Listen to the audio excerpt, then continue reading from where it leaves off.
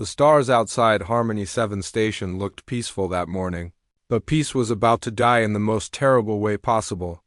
Captain Jake Morrison stood near the large windows of the diplomatic wing, watching ships from dozens of worlds dock at the massive space station. He had been assigned to protect Earth's diplomatic team for 3 months now, and nothing interesting had happened during that time. Ambassador Henry Clark was meeting with the Galactic Council representatives in the main conference room.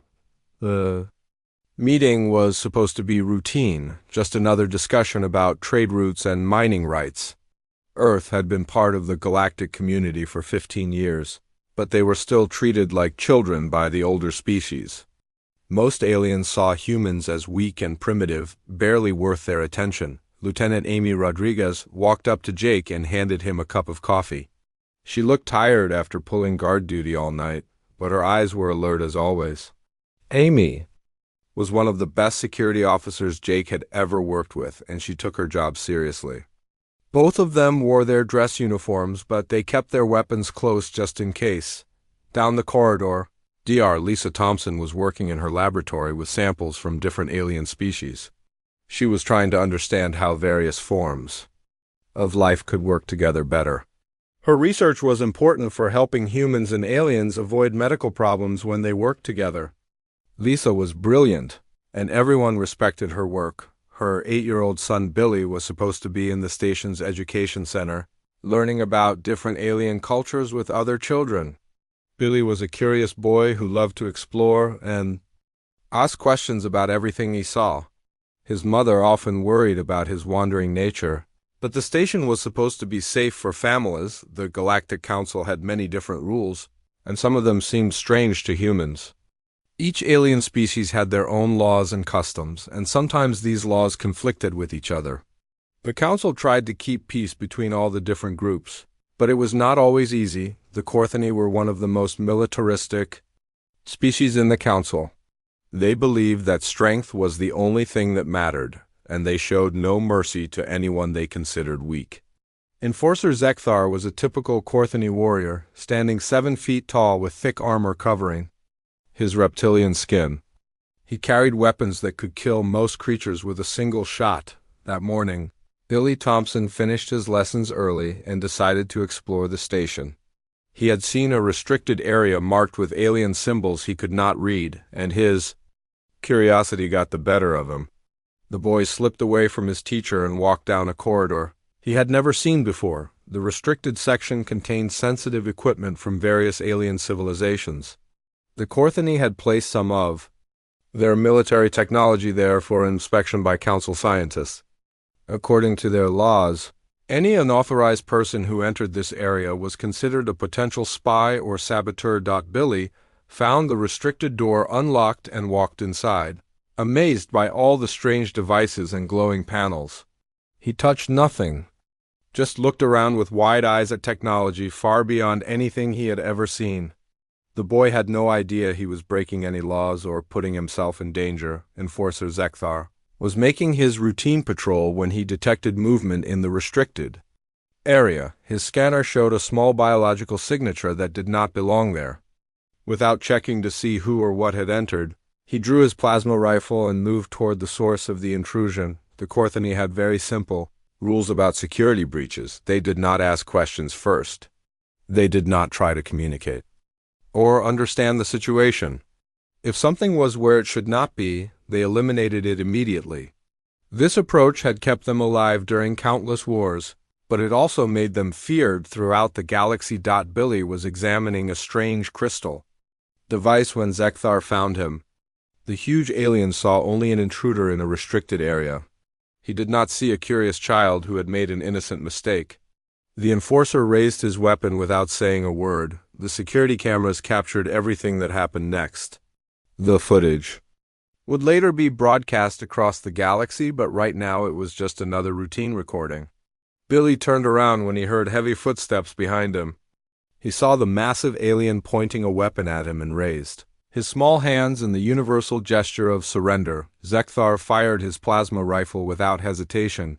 The energy beam struck Billy in the chest, killing him instantly. The child's body fell to the floor like a broken toy, smoke rising from the fatal wound. The Corthony enforcer scanned the area to make sure there were no other intruders, then activated his communicator to report the incident. Dr. Lisa Thompson was reviewing research data when the emergency alert came through the station's communication system. A security breach had occurred in the restricted section, and someone had been killed. She felt a cold fear in her stomach, but told herself it could not be. Billy, her son, was supposed to be safe in the education center. Captain Morrison and Lieutenant Rodriguez heard the alert at the same time. They immediately headed toward the restricted area, following emergency protocols. Jake had a bad feeling about the situation, but he had no idea how bad things were about to become. When they arrived at the scene, they found Billy's small body lying on the metal floor. Lisa Thompson had gotten there first and was kneeling beside her dead son, screaming in a way that made hardened soldiers want to cry. Her hands were covered in blood as she tried desperately to find some sign of life. Ambassador Clark arrived minutes later and demanded an explanation from the council representatives. Zekthar stood nearby, cleaning his weapon calmly as if nothing important had happened. When asked why he had killed the child, the Corthony simply stated that his actions were legally justified under their military code. The council representatives nodded and agreed that Zekthar had followed proper procedure. A restricted area had been breached by an unauthorized person, and the enforcer had eliminated the threat according to his species' laws. They expressed regret for the incident but stated that no crime had been committed. Jake Morrison felt rage building inside him as he listened to the aliens discuss Billy's death like it was a minor paperwork problem. Amy Rodriguez had to restrain him from attacking Zekthar with his bare hands. Ambassador Clark demanded justice, but the council made it clear that none would be forthcoming. The diplomatic team was ordered to return to Earth immediately. As they prepared to leave Harmony 7 Station, Ambassador Clark sent one final message to the Galactic Council. His voice was cold and steady as he spoke words that would soon echo across the galaxy. "You have made a grave mistake," he said. "You do not know what you have awakened." The news of Billy Thompson's death reached Earth. Within hours of the diplomatic team's departure from Harmony 7, the story spread across every news, network, and communication channel on the planet. People gathered around screens in homes, offices, and public spaces, watching the security footage that showed an 8-year-old child being murdered by an alien enforcer. Admiral Jack Carter was in his office at the Pentagon when the emergency alert came through his secure communication system. He had been expecting this call for 15 years, ever since Earth first made contact with the galactic community. Carter was one of the few people who knew the truth about humanity's real capabilities. The Admiral walked down a corridor that most Pentagon employees did not even know existed. His keycard opened doors that led deeper underground than any official building plans showed. The elevator descended for what felt like several minutes before finally stopping at a level marked only with the number 7. General Patricia Hayes was waiting for him in the command center. She had been monitoring the situation since the first. Reports came in from Harmony 7 Station. The walls around them were covered with screens showing star maps, ship positions, and tactical data that most humans had never seen. This was the headquarters of Earth's most classified military project. Director Ryan Mitchell joined them in the briefing room, carrying files that contained information so sensitive that only 12 people on Earth had clearance to read them. The 3 military leaders sat down at a table that had been built to coordinate humanity's most devastating weapons. They had hoped this day would never come, but they had been preparing for it since before first contact. Carter activated a holographic display that showed the true structure of Earth's military forces. What the galaxy saw as humanity's small defense fleet was just the visible tip of a massive iceberg. Hidden beneath the surface were weapons and ships that could destroy entire star systems if necessary. The ancient protocols had been written after humanity's darkest period, when artificial intelligence systems had turned against their creators and nearly wiped out the human race. The war against the machines had lasted 30 years and cost billions of lives. It had also taught humanity lessons about warfare that no other species in the galaxy had learned. During the AI war, Humans had been forced to build weapons that could think and fight without any human input. They created ships that could repair themselves, reproduce their own ammunition, and coordinate attacks across multiple star systems simultaneously. These weapons were designed to fight an enemy that never slept, never surrendered, and never showed mercy. When the war finally ended, the surviving human governments faced a difficult decision. The weapons that had saved them were too dangerous to keep active, but too valuable to destroy completely. They decided to hide them away until humanity faced another threat to its survival. Commander Lisa Park stood in the massive underground hangar beneath the Nevada desert looking up at ships that dwarfed anything currently in Earth's official fleet. The USS Retribution was her command, a vessel designed specifically to eliminate entire enemy fleets without taking any damage in return. She had been training on simulators for years, but had never expected to take the ship into actual combat. Dr. Alan Foster was working frantically in his laboratory, activating systems that had been dormant for decades. The weapons he had helped design during the AI war were based on principles that other species had never discovered. Quantum torpedoes could erase matter from existence without leaving any trace behind.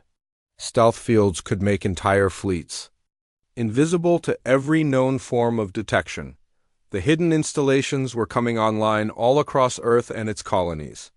Facilities buried under mountains, hidden in ocean trenches, and camouflaged on the dark side of the moon were powering up systems that had been waiting patiently for their moment to strike.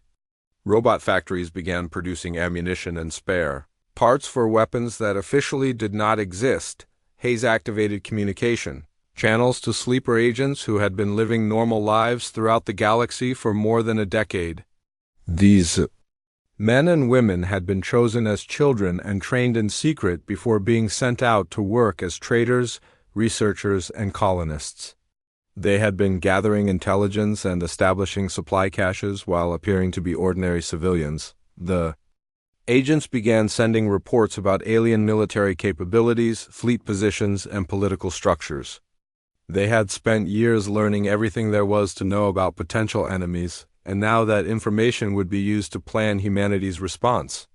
The galaxy had no idea that Earth's peaceful settlers included some of the most dangerous Special Forces operatives ever trained. Mitchell coordinated with intelligence services around the world as they compiled target lists and strategic assessments. Every major alien military installation had been mapped and analyzed. Every important political leader had been studied and their weaknesses identified.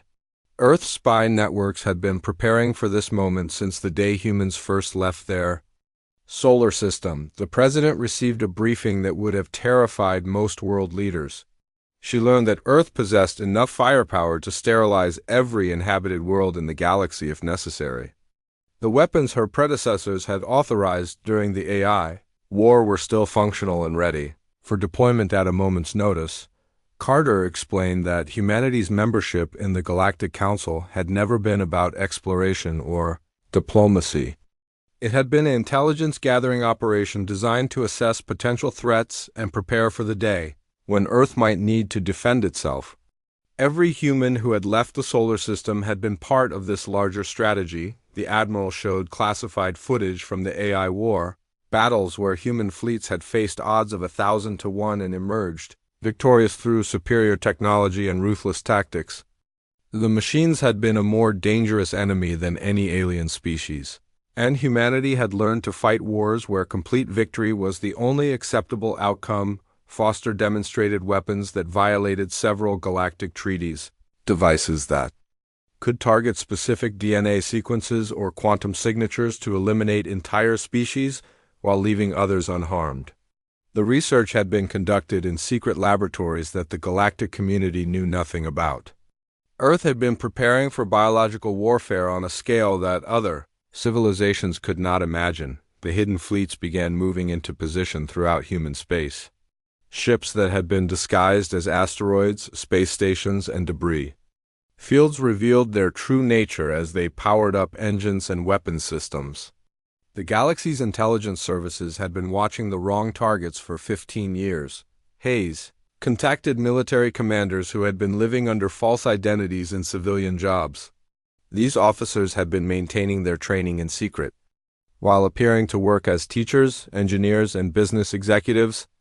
Within hours, they were taking command of warships that their own families did not know existed. The communication networks lit up with coded messages as humanity's true military structure came online. The chain of command extended from Earth to colonies and installations throughout human space, creating a coordination system that could function even if the homeworld was destroyed. The AI war had taught humans never to put all their capabilities in one location. Carter walked through the command center as status reports came in from installations across the galaxy. The ancient Death Fleet was awakening after decades of dormancy, and its first target had already been chosen. The Corthany would learn what happened when someone killed a human child. The Admiral opened a secure channel to the Galactic Council and transmitted a message that would change the balance of power in the galaxy forever. The transmission was simple and direct, with no diplomatic language or room for negotiation. Return Enforcer Zekthar to Earth for trial within 72 hours, the message said, or face the consequences. This is not a negotiation. The galaxy was about to learn that humanity's peaceful nature should never be confused with weakness. They were about to discover what Earth's children meant to a species that had once fought a war where surrender meant extinction. The ancient protocols were now active, and nothing would ever be the same. The Galactic Council received Earth's ultimatum with a mixture of amusement and disbelief. The human species had been members of the galactic community for only 15 years, and most alien civilizations still viewed them as primitive newcomers who had barely mastered basic space travel. The idea that these weak creatures could threaten the established order seemed laughable. War leader Vekmer stood before the Corthany High Command, his massive frame radiating confidence as he addressed his fellow warriors. The Corthany fleet was one of the most feared military forces in the galaxy, having conquered dozens of star systems through superior firepower and ruthless tactics. Their ships were built for war, and their crews lived for battle. The Corthany had responded to Earth's ultimatum by mobilizing their entire home fleet. 200 capital ships, each one capable of destroying a planet's surface, gathered in formation around their homeworld. Vekmer had commanded these vessels in countless campaigns against species that had dared to challenge Corthany authority. Fleet Admiral Susan Wright watched the alien preparations from her command ship hidden in the outer edges of the Sol system. Her vessel was completely invisible to Corthany sensors, protected by stealth technology that had been perfected during humanity's war against the machines. The aliens had no idea they were being observed and analyzed. Captain Danny Adams ran final checks on his experimental fighter craft in the hangar bay of the USS Vengeance. The Widowmaker was unlike any ship the galaxy had ever seen, equipped with weapons that could phase through conventional shields and armor. Adams had trained for years on simulators, but this would be his first real combat mission. Commander Mike Rodriguez led his Special Forces team through their final briefing before the operation began. These soldiers had been trained specifically for missions against alien targets using technology and tactics that no other species had developed. Their job was to gather intelligence and eliminate high-value targets with surgical precision. Chief Engineer Carol Bennett monitored the power systems of humanity's hidden fleet as ships throughout the galaxy prepared for simultaneous strikes. The vessels had been designed to operate independently for months without resupply, using self-repairing armor and ammunition that could be manufactured from raw materials found in space. The Corthany fleet jumped into the Sol system expecting to find a panicked primitive world begging for mercy. Instead, they emerged from hyperspace to find empty space and silence. Earth's defensive platforms appeared to be powered down, and no ships moved to intercept the alien armada. Vekmer ordered his fleet to advance toward Earth's inner system, confident that the humans had abandoned their homeworld rather than face superior Corthany firepower. His tactical displays showed no signs of enemy vessels, and he began planning the orbital bombardment that would teach the galaxy what happened to species that defied his people. The war leader was preparing to broadcast his victory message when space around his fleet suddenly filled with ships that seemed to appear from nowhere. Human vessels materialized like ghosts, their stealth systems dropping to reveal a force that outnumbered the Korthani 3-1. The aliens found themselves completely surrounded, right open communication channels to her fleet commanders as the trap closed around the enemy armada. Her ships had been waiting in position for hours, invisible and silent until the moment came to strike. The Korthani had walked directly into a carefully prepared killing field. The human fleet did not announce their presence or demand surrender. They had not come to negotiate or capture prisoners. Admiral Wright gave a single order that was transmitted to every ship under her command: eliminate all targets. The battle began with a massive coordinated strike that targeted every Korthani capital ship simultaneously. Human weapons that had been designed to fight thinking machines proved devastatingly effective against alien technology. Quantum torpedoes passed through shields as if they did not exist, erasing sections of enemy hulls from reality itself. Adams launched his fighter from the Vengeance as the larger ships engaged the alien fleet. The Widowmaker moved through the battle like a hunting predator, its advanced targeting systems identifying weak points in enemy vessels with deadly precision. The young pilot had trained for this moment his entire adult life. The Korthani tried to respond to the human attack, but their weapons could not lock onto targets that seemed to phase in and out of existence. Human ships moved with impossible speed and agility, avoiding enemy fire while delivering devastating counterstrikes. The aliens had never faced technology like this before. Vecmore watched in horror as his proud fleet was systematically destroyed around him. Ships that had conquered star systems were being torn apart by weapons that defied everything he understood about warfare.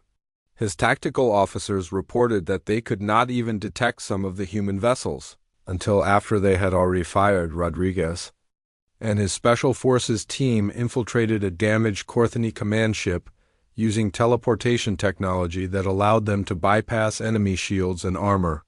Their mission was to capture intelligence about alien military capabilities and command structures. They moved through the ship like shadows, eliminating resistance without raising any alarms. The battle raged for 17 minutes before the last Korthani vessel was destroyed. Wright's fleet had achieved complete victory without losing a single ship or suffering any significant damage. The alien armada that had terrorized the galaxy for centuries had been wiped from existence in less time than it took to watch a news broadcast.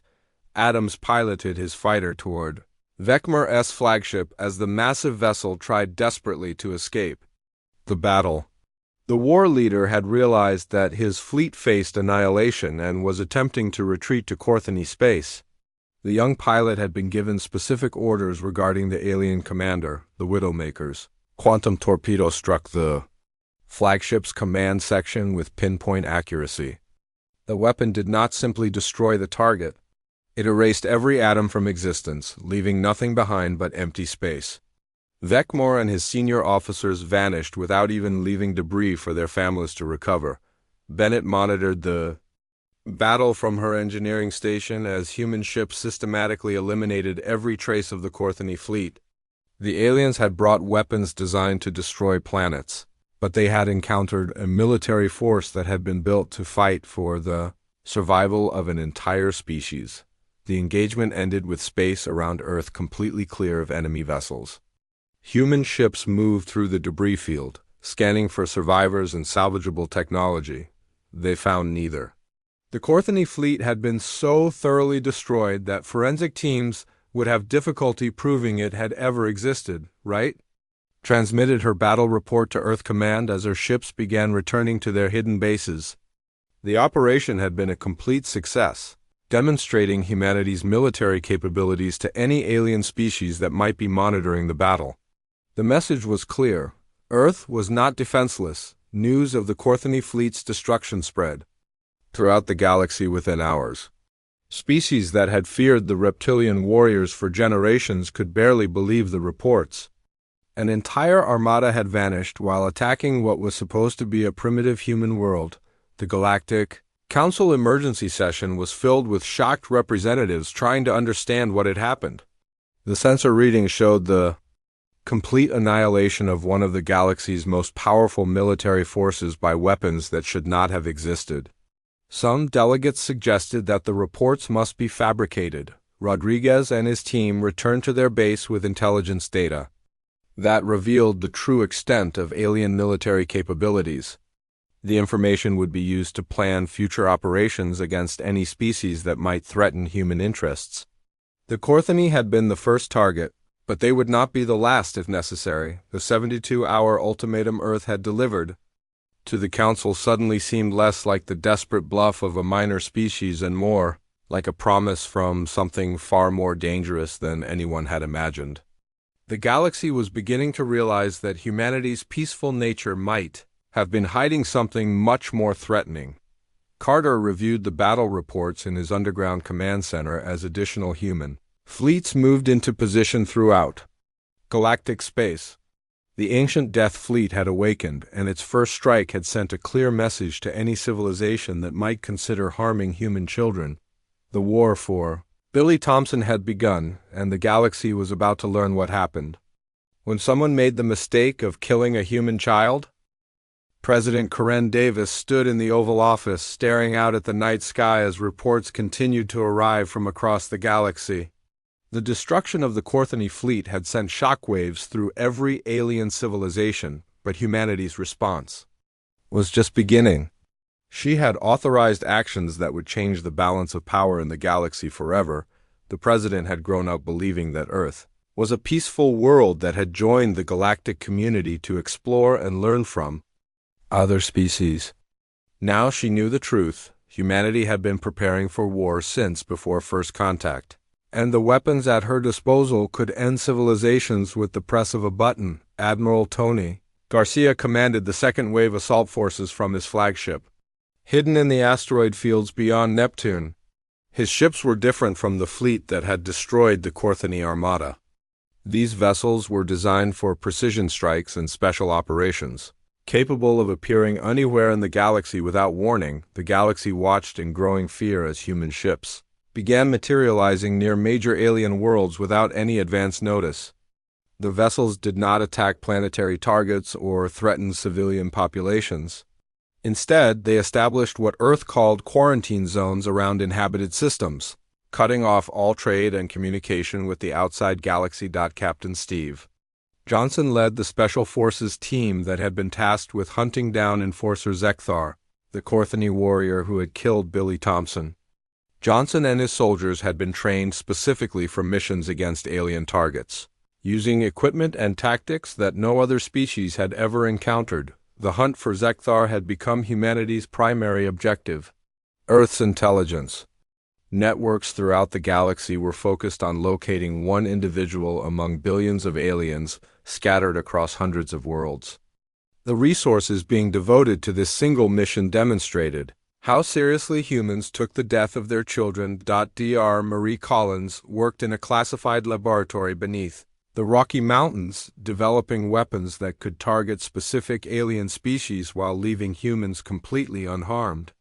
Project Cleanse represented the ultimate expression of biological warfare, capable of eliminating entire civilizations without damaging their infrastructure or technology. The Galactic Council convened emergency sessions as their member worlds found themselves cut off from the trade networks that kept their civilizations functioning. Human blockade systems had appeared around every major alien world simultaneously, enforcing a quarantine that no known technology could penetrate. Council Speaker Thylak tried desperately to contact Earth's government and negotiate an end to the crisis. The ancient diplomat had survived countless galactic conflicts, but he had never seen anything like humanity's coordinated response. The humans were not conquering territory or demanding tribute.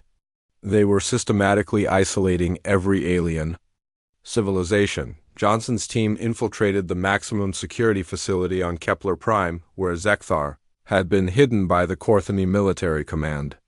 The Special Forces soldiers used teleportation technology to bypass every defensive system, appearing inside the most protected installation in alien space without triggering a single alarm. The facility's guards never knew what hit them. Johnson's weapons could disable alien nervous systems without causing permanent damage, allowing his team to move through the complex like ghosts. They left no trace of their presence except their targets, who simply vanished without explanation. Garcia monitored the operation from his command ship as additional human fleets moved into position around Council worlds. The quarantine was absolute and ruthlessly enforced. Any ship that tried to leave an alien system was disabled and boarded, its crew taken prisoner for questioning about Zekthar's location. The economic impact on alien civilizations was devastating. Worlds that depended on interstellar trade for basic necessities found themselves facing shortages of food, medicine, and raw materials. The human blockade was slowly strangling the galactic economy, and there seemed to be no way to break through their defensive networks. Collins demonstrated her biological weapons to a select group of military commanders, showing how the agents could be deployed through water supplies, atmospheric processors, or direct injection. The research had been conducted using tissue samples, collected from alien diplomats and traders over the past 15 years. Zekthar had been moved to a different location by the time Johnson's team reached the Kepler facility, but they had captured valuable intelligence about the Korthani command structure. The Enforcer was being protected by the highest levels of alien military leadership, but Earth's agents were closing in on his position. The Council offered increasingly desperate concessions to Earth's government, promising reparations, apologies, and even the complete exile of all Korthani from galactic space. President Davis rejected every proposal with the same simple statement: justice for Billy Thompson was not negotiable. Tillich broadcast a message to every human world, pleading for mercy and understanding. The speaker pointed out that the death of one child, while tragic, did not justify the destruction of galactic civilization. He received no response from Earth's government, but human intelligence agencies noted his communication for future reference. Johnson tracked Zekthar to a hidden military base in the vegan system, where the Enforcer was being guarded by an entire regiment of elite Korthani warriors. The facility had been built inside an asteroid, protected by shields that could withstand planetary bombardment. It should have been impossible to penetrate. The Special Forces team materialized inside the base using quantum tunneling technology that allowed them to bypass conventional barriers. Johnson's soldiers moved through the installation with lethal efficiency, eliminating guards and security systems while searching for their primary target. Garcia's fleet maintained its positions around alien worlds as the quarantine entered its second week. Some civilizations were already showing signs of social breakdown as essential supplies ran out. The human admiral watched the suffering with professional detachment. This was the price of killing a human child. Collins received approval to begin field testing her biological agents on captured alien prisoners. The weapons proved devastatingly effective, causing complete organ failure in target species while having no effect on human test subjects. The research represented a new level of warfare that the galaxy had never imagined. The hunt for Zekthar had become a galaxy-wide obsession for Earth's military forces. Every human agent, every intelligence network, and every advanced surveillance system was focused on finding one alien warrior. The resources being devoted to this mission sent a clear message about humanity's priorities. Johnson found Zekthar in a bunker deep inside the asteroid base, surrounded by the bodies of his Korthani guards. The Enforcer had fought to the end, but human weapons had proven superior to alien armor and training. Johnson stunned the warrior and prepared him for transport to Earth. The capture of Zekthar was announced to the galaxy through official channels, along with Earth's terms for ending the quarantine.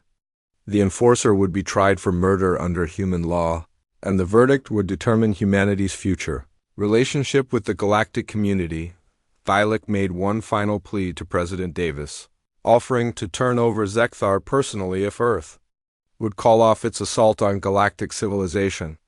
The ancient diplomat had finally realized that humanity was not interested in conquest or dominance. They wanted justice, and they would destroy the galaxy to get it.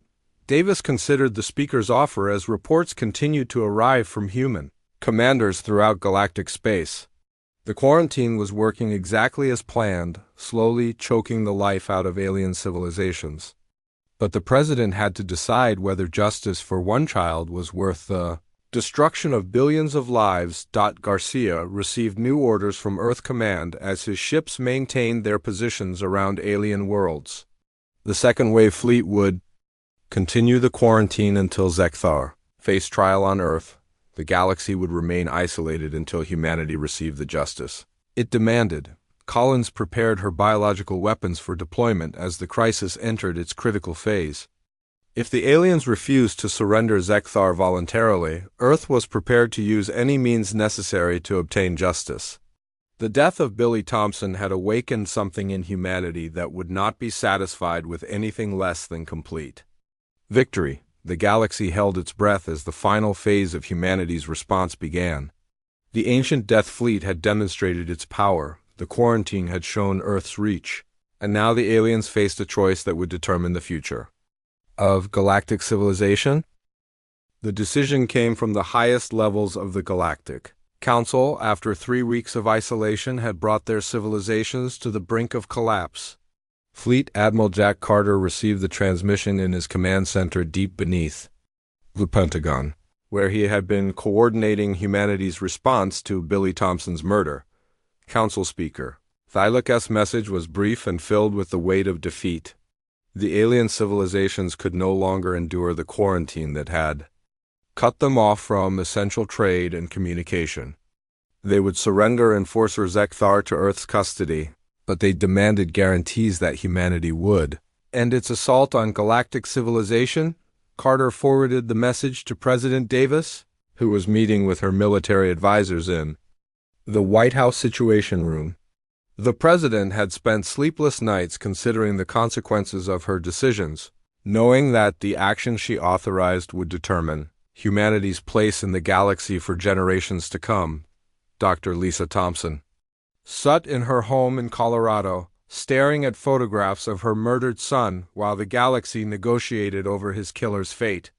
She had been asked to participate in the trial proceedings, and the thought of facing Zekthar filled her with both dread and anticipation.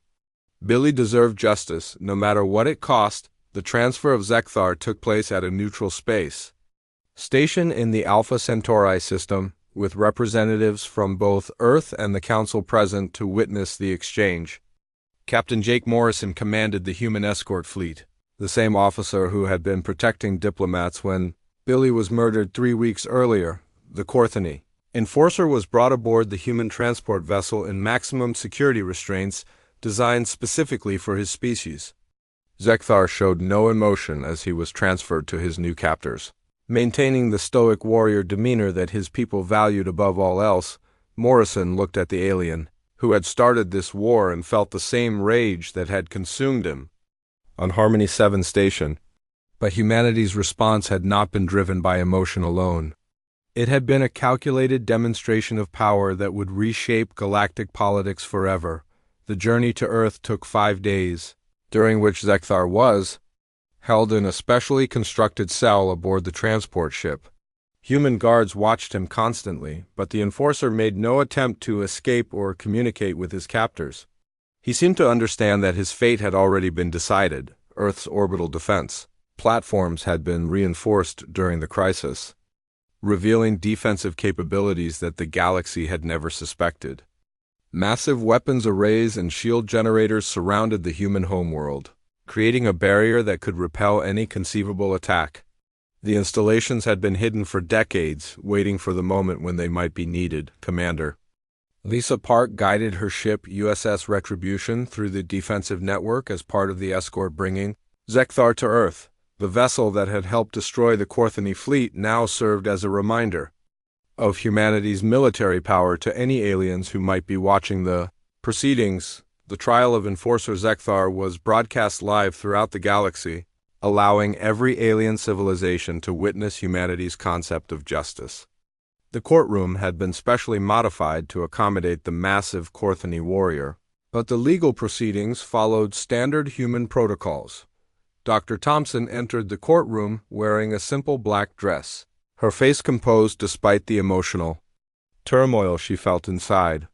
She had requested to serve as the primary witness for the prosecution, determined to look her son's killer in the eye and demand accountability for his actions. The prosecution presented their case with methodical precision, using the security footage from Harmony 7 station to show exactly what had happened in the restricted area. The evidence was overwhelming and undeniable. Zekthar had killed an unarmed child without warning or justification. Zekthar's defense attorneys argued that their client had been following the legal protocols of his own species when he eliminated what he perceived as a security threat. They claimed that cultural differences should be taken into account when judging actions taken by alien law enforcement officers. The human judge rejected this argument completely, stating that the murder of a child could never be justified under any legal system that claimed to represent civilized behavior. The trial was not about cultural differences. It was about the fundamental right of children to live without fear of violence. Elder Creelon took the stand as a witness for the defense, but his testimony shocked the galaxy. The ancient council member revealed that this was not the first time humanity had responded to threats against their species with overwhelming force. 15,000 years ago, another civilization had attempted to exterminate the human race. That species no longer existed anywhere in the galaxy. Not conquered, not enslaved, not exiled to distant worlds. Completely extinct, wiped from existence by a human response so thorough that even their homeworld had been reduced to scattered asteroids. The galaxy had forgotten this ancient war, but humanity had not. Creelon explained that Earth's membership in the Galactic Council had never been about joining a community of equals. It had been the return of the galaxy's apex predators after millennia of dormancy. The humans had been watching, learning, and preparing for the day when someone would threaten their children again. Dr. Thompson was called to give her victim impact statement, standing before the court and the watching galaxy to speak about her murdered son. She described Billy as a curious, loving child who had never hurt anyone in his short life. Her voice remained steady as she detailed the devastating impact of his death on their family. The testimony revealed the depth of human emotional bonds and their fierce protective instincts regarding children. Thompson's words painted a picture of a species that would sacrifice everything to protect their young, a concept that many alien civilizations found difficult to understand. Zekthar was given the opportunity to speak in his own defense, but the Korthani warrior remained silent throughout the proceedings. He showed no remorse for his actions and no understanding of why the galaxy had been brought to the brink of war over the death of one small human. The jury deliberated for less than 2 hours before returning with their verdict. Zekthar was found guilty of first-degree murder and sentenced to death by the same method he had used to kill Billy Thompson. He would be executed without warning, just as he had executed an innocent child. Dr. Thompson was given the honor of carrying out the sentence, a responsibility she accepted with grim determination. The execution would take place in the same courtroom where justice had been served, with representatives from every galactic civilization present to witness the consequences of harming human children. The moment arrived with shocking suddenness. Thompson raised the plasma weapon and fired it into Zekthar's chest without giving him any opportunity to prepare or make final statements. The Korthani enforcer died exactly as Billy had died, alone and without dignity, President Davis addressed the galaxy immediately after the execution, making Earth's position clear to every alien civilization. Humanity would not seek to conquer or rule the galaxy, but they would never again allow harm to come to human children. Any species that threatened Earth's young would face the same response as the Korthani. The ancient Death Fleet did not return to its hidden bases after justice was served. The ships remained active and visible, patrolling trade routes and monitoring alien military activities throughout galactic space. They served as a constant reminder that humanity's peaceful nature should never be mistaken for weakness. Carter announced the establishment of new protocols for protecting human citizens throughout the galaxy. Earth's intelligence networks would monitor potential threats, and response fleets would be positioned to strike against any civilization that harmed humans. The galaxy's balance of power had shifted permanently. Admiral Garcia's quarantine fleets began withdrawing from alien systems, allowing trade and communication to resume throughout the galaxy. But the aliens who emerged from isolation found a changed universe, one where humanity's military capabilities were no longer hidden or denied. Dr. Collins sealed away her biological weapons, but the research continued in classified laboratories around Earth and its colonies. The galaxy now knew that humans possessed the ability to eliminate specific species while leaving others unharmed. This knowledge would influence alien behavior for generations to come. The funeral of Billy Thompson took place on Earth 3 days after his killer's execution. Representatives from every major alien civilization attended the ceremony, paying their respects to the child whose death had brought the galaxy to its knees. They came to understand what human children meant to their species. Morrison stood honor guard at Billy's grave as the small coffin was lowered into the ground. The captain who had witnessed the boy's murder and humanity's response thought about the price of justice and the cost of underestimating human determination. The galaxy would never make that mistake again. Thompson placed flowers on her son's grave and whispered a promise that his death would not be forgotten. Billy had become a symbol of humanity's protective instincts and their willingness to fight wars that could destroy civilizations to protect their children. The Galactic Council reconvened in the aftermath of the crisis.